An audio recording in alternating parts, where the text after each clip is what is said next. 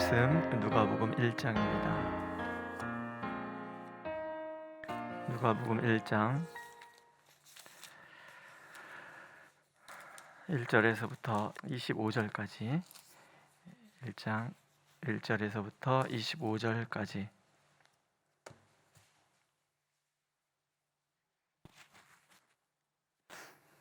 한 목소리로 읽겠습니다. 우리 중에 이루어진 사실에 대하여 처음부터 목격자와 말씀의 일꾼된 자들이 전하여 준 그대로 내력을 저술하려고 붓을 든 사람이 많은지라. 그 모든 일을 근원부터 자세히 미루어 살핀 나도 데오빌로 각하에게 차례대로 써 보내는 것이 좋은 줄 알았노니 이는 각하가 알고 있는 바를 더 확실하게 하려 함이로라. 유대왕 헤롯 때에 아비야 반열에 제사장 한 사람이 있었으니 이름은 사가랴요 그의 아내는 아론의 자손이니 이름은 엘리사벳이라. 이 두 사람이 하나님 앞에 의인이니 주의 모든 계명과 규례대로 흠이 없이 행하더라. 엘리사벳이 잉태를 못함으로 그들에게 자식이 없고 두 사람의 나이가 많더라. 마침 사가랴가 그 반열의 차례대로 하나님 앞에서 제사장의 직무를 행할세 제사장의 전례를 따라 제비를 뽑아 주의 성전에 들어가 분향하고 모든 백성은 그 분향하는 시간에 밖에서 기도하더니 주의 사자가 그에게 나타나 향단 우편에 선지라. 사가랴가 보고 놀라며 무서워하니 천사가 그에게 이르되 사가랴여 무서워하지 말라. 너의 간구함이 들린지라. 내 아내 엘리사벳이 네게 아들을 낳아주리니 그 이름을 요한이라 하라. 너도 기뻐하고 즐거워할 것이요 많은 사람도 그의 태어남을 기뻐하리니 이는 그가 주 앞에 큰 자가 되며 포도주나 독한 술을 마시지 아니하며 모태로부터 성령의 충만함을 받아 이스라엘 자손을 주 곧 그들의 하나님께로 많이 돌아오게 하겠습니다. 그가 또 엘리야의 심령과 능력으로 주 앞에 먼저 와서 아버지의 마음을 자식에게 거스르는 자를 의인의 슬기에 돌아오게 하고 주를 위하여 세운 백성을 준비하리라. 사가랴가 천사에게 이르되 내가 이것을 어떻게 알리요? 내가 늙고 아내도 나이가 많으니이다. 천사가 대답하여 이르되 나는 하나님 앞에 서 있는 가브리엘이라.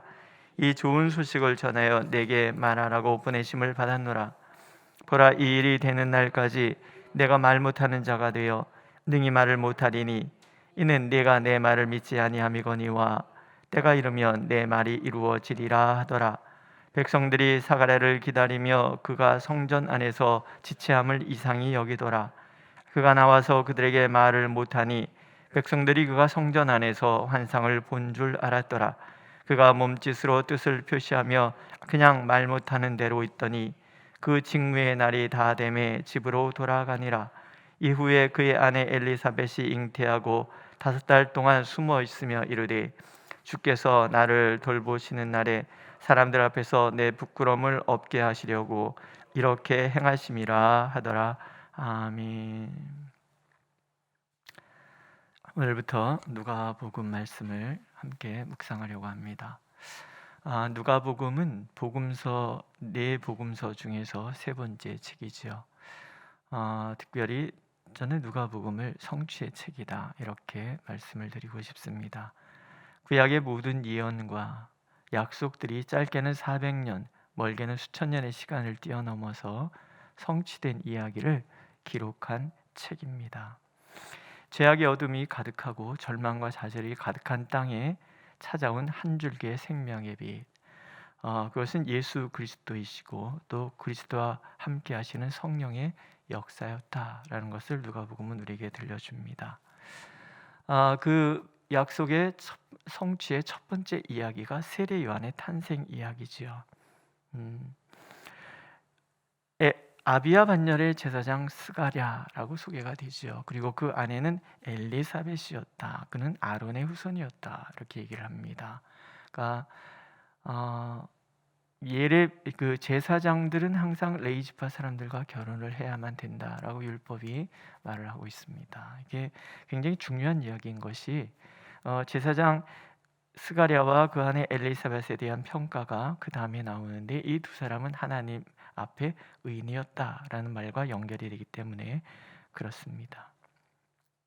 그들이 하나님의 약속의 첫 번째 성취의 주인공이 됩니다. 이들을 통해서 우리는 누가 하나님의 성취의 도구가 되는가를 가늠할 수가 있는데요. 그 첫 번째가 하나님 앞에 의인이었다라는 평가입니다. 이들은 주의 모든 계명과 규례에 있어서 흠이 없는 사람들이다라고 말씀하고 있지요. 성경은 곳곳에서 하나님의 말씀을 지키는 자들, 그 율법을 주야로 묵상하는 자를 의인이라 하시고 또 복 있는 사람들이다라고 말씀하시기도 합니다. 왜냐하면 말씀을 묵상하면 그 말씀이 우리를 판단하시고 그 말씀이 우리를 의롭게 하며 동시에 그 말씀을 통해서 우리는 하나님의 축복받는 사람이 될 수 있기 때문에 그렇습니다. 히브리서는 이렇게 우리에게 들려주시잖아요.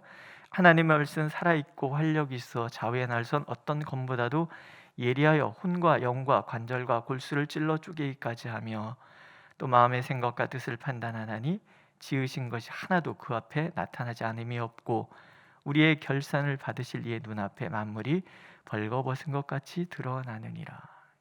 말씀은 우리의 마음의 생각 그리고 뜻을 판단한다는 거예요. 말씀은 우리를 하나님 앞에 적나라하게 드러나는 거예요.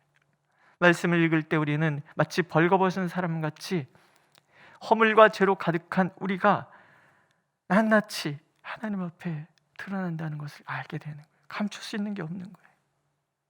그래서 하나님으로부터 멀어져 있는 우리의 삶을 하나님께로 돌이키게 해요. 그래서 하나님의 말씀이 임재하시는 그 말씀이 선포되는 그곳에 말씀을 읽고 묵상하는 그곳에 하나님은 임재하시고요. 또 그래서 그들을 하나님께서 의로운 길로 복된 길로 인도해 가시는 거예요. 시대를 뛰어넘어서 하나님께서는 하나님의 말씀을 내 삶의 지표로 삼고 그 말씀을 지켜 행하고자 하는 사람들을 찾으시고 그들을 통해서 하나님의 말씀, 약속을 성취하시기를 원하신다는 거예요. 오늘도 우리가 하나님의 말씀 앞에 서서 하나님의 말씀을 주야로 묵상해야 되는 이유가 거기에 있습니다. 말씀에서부터 멀어지면 멀어질수록 우리의 삶은 하나님이 원하시는 그 백성다움에서 멀어질 수밖에 없는 거예요. 오늘도 하나님 우리가 하나님의 말씀을 주야로 묵상하면서 하나님의 백성다움이 무엇인지를 알고 그것을 또한 살아내는 그런 사람 되기를 하나님 원하고 계십니다. 하나님이 찾으시는 두 번째 사람들은요, 육신적으로 가능성이 없는 사람들이에요. 7절에 보면 엘리사벳이 잉태를 못함으로 그들에게 자식이 없고 두 사람의 나이가 많았더라 라고 얘기합니다.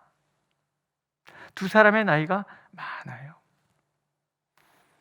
또 그들은 잉태하지 못해요. 자식이 없어요. 약점이죠. 나이가 많기 때문에 이 약점을 어떻게 극복할 수 있는 그런 방법이 없어요. 저희 집에는 아들만 셋이잖아요. 나이 드신 권사님들이 항상 저한테 그런 얘기를 아이고 어쩌노 딸이 없어서 뭐 이런 얘기해요. 근데 그럴 때마다 제가 빙긋이 웃습니다. 세상에 제 마음대로 안 되는 게 아들 딸이더라고요. 그러면서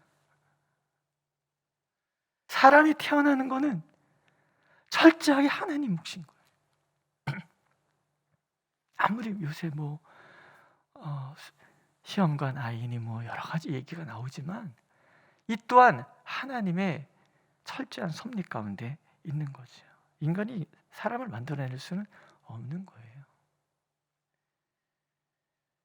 이 자식이 없다는 것은 아쉬움이고 절망이죠. 적어도 이 고대 사회에서는 자녀가 없다는 것은 자신의 소멸을 의미하였기 때문에 그것이 그들에게 큰 아픔이 될 수 있었다라는 거예요. 오랫동안 기도했다고 그러잖아요. 오랫동안 기도했는데 하나님이 응답을 안 하신 것 같아요. 포기할 수밖에 없지요. 하나님께서 의인의 기도를 외면하셨기 때문일까? 아니라는 거죠. 아직 하나님의 때가 되지 않았다라는 거예요. 사가랴와 엘리사벳이 기다린 것이 아니라 하나님께서 기다리고 계시는 거예요. 언제까지? 그들이 하나님이 생각하시기에 의인이라고 하는 그들이 자신의 힘으로 무엇인가를 할 수 있는 가능성이 다 사라질 때까지, 18절에 보면 내가 늙고 아내도 나이 많으니이다. 자기 인식이에요. 무기력에 대한 표현이지요. 의심은 당연한 거예요.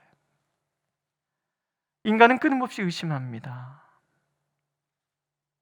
인간이 의심하는 이유는 하나님을 다 가늠할 수 없기 때문에 그래요.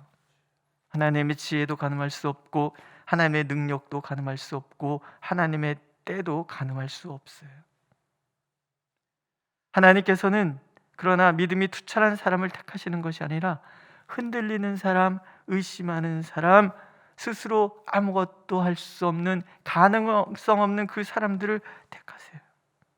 그래서 그들을 통해서 세상의 강한 자를 부끄럽게, 지혜로운 자를 부끄럽게 하신다고 그러시잖아요. 바울 사도는 그것을 이렇게 표현하잖아요. 우리의 가장 약한 때가 하나님의 가장 강한 때이다. 나의 모든 가능성이 사라지는 그 순간, 내가 정말 더 이상 어찌할 수 없는, 절망에 빠질 수 없는 그런 상황에 놓여 있을 때 하나님은 그들의 기도 가운데 자정하셔서 하나님의 때를 이루어 가신다는 거예요. 내가 살아있을 때는 아직 하나님의 때가 아닌 거예요. 내가 무엇인가를 할 수 있다라고 생각하는 때는 아직 하나님의 때가 아닌 거예요. 내가 무엇인가를 할 수 있는 그때 무엇이 이루어지지 않으면 우리는 굉장히 실망하고 절망하고 좌절해요. 하지만 하나님 앞에 나의 모든 연약함을 내려놓을 때, 내가 온전히 하나님 앞에서 다 죽어질 때, 바로 그때 하나님은 일하기 시작하신다라는 거예요. 세 번째는 하나님의 약속은 아는 자가 아니라 믿고 행하는 자에게 나타난다라는 거예요. 사가랴가 벙어리가 됩니다. 의심했다라는 거죠. 하나님의 능력을 모르는 사람이 아니에요. 제사장의 사명은요, 부지런히 율법을 가르치는 사명이 있어요. 그러니까 적어도 사가랴는요, 구약 성경, 특히 율법서를 거의 외우다시피 하는 그런 사람이에요. 그 사람이 아브라함에 대한 이야기를 모를 리가 없는 거예요. 한나에 대한 이야기를 모를 리가 없는 거예요. 엘리사 선지자를 통해서 아이가 없었던 그 공개하던 여인이 아이가 생기는 이야기, 이런 얘기를 모르는 사람이 아닌 거예요. 성경이 능통한 사람이지만 100세 된 아브라함이 아이를 얻었고 부림의 한나가 사무엘을 낳은 것을 알고 있지만 그것이 정작 자신에게 닥쳤을 때 하나님의 약속하신 것을 받아들이지는 못해요. 왜냐하면 인간은 자신이 경험한 것밖에는 생각하지 못하는 존재이기 때문에 그래요. 신앙은 알미 아니라 삶이라는 것을 하나님은 가르쳐 주시기 위해서 말씀에 교사된 그가 더 이상 말씀을 전하지 못하도록 벙어리 되게 하는 거예요. 벙어리다라는 거예요. 알게만 알고 살지 않는 사람은 벙어리일 수밖에 없는 거예요. 그 깊은 침묵 속에서 사가랴는 하나님을 더 깊이 알아가게 되는 거죠. 말씀은요, 살아내는 거예요. 적용하는 거예요. 오늘도 여전히 말씀하시고 그 말씀을 지키시는 하나님의 그 신실하심을 날마다 경험해 가는 거예요. 그래서 우리는요, 말씀 묵상이 필요한 거예요. 그저 생각하는 것이 아니라 그것대로 살아내는 거예요. 수천 년이 지나도 하나님은 말씀하신 바를 반드시 이룬다는 것을 날마다 내 삶 속에서 적용해 가는 거죠. 마지막은요, 개인적인 아픔을 통해서 시대의 아픔을 해결하시고자 하시는 하나님이신 거예요. 사가랴와 엘리사벳의 개인적인 아픔은 시대의 아픔으로 이어집니다. 자신들의 부림을 통해서 이 땅에 하나님의 백성으로서 살아갈 수 없는 그 부림의 세상을, 그 아픔을 가슴에 담는 거예요. 병들고 어두워진, 지치고 상한, 묶이고 눌려서 자유를 잃어버린 세상의 어둠이, 그 절망을 그들은 자신들의 아픔 속에서 그것이 하나님의 아픔이라는 것을 깨닫는 거예요.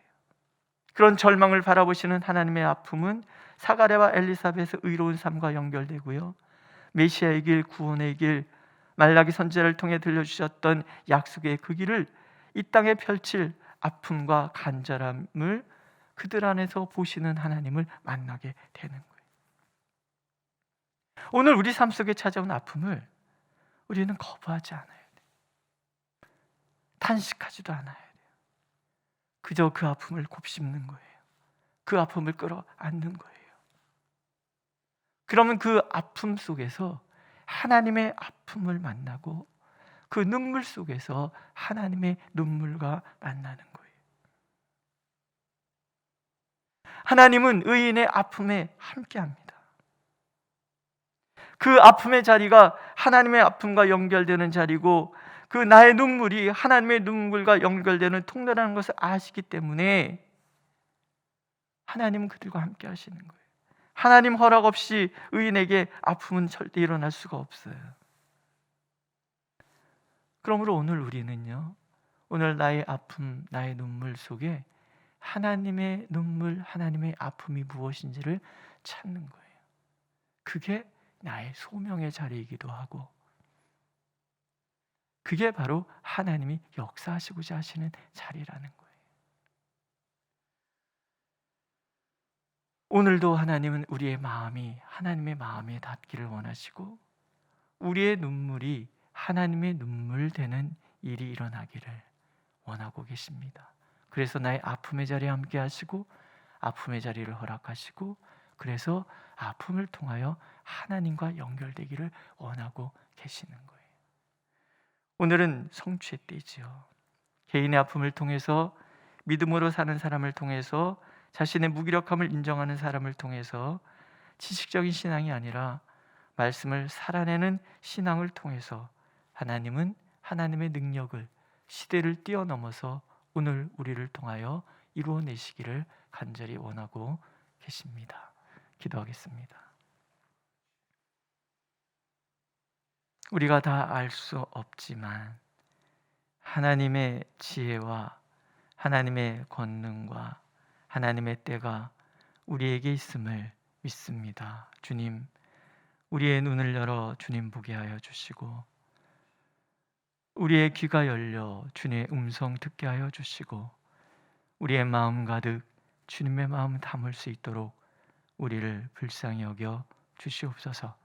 그래서 이 시대 가운데 하나님의 눈물을 담고 하나님의 뜻을 담고 하나님의 때를 이루어가는 우리 모두가 되도록 이 교회가 되도록 은혜를 베풀어 주시옵소서. 예수님의 이름으로 기도드렸습니다. 아멘. 하늘에 계신 우리 아버지, 아버지의 이름을 거룩하게 하시며 아버지의 나라가 오게 하시며 아버지의 뜻이 하늘에서와 같이 땅에서도 이루어지게 하소서.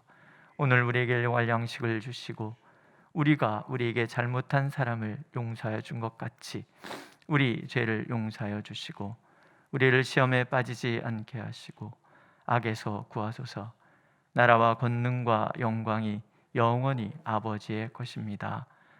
아멘.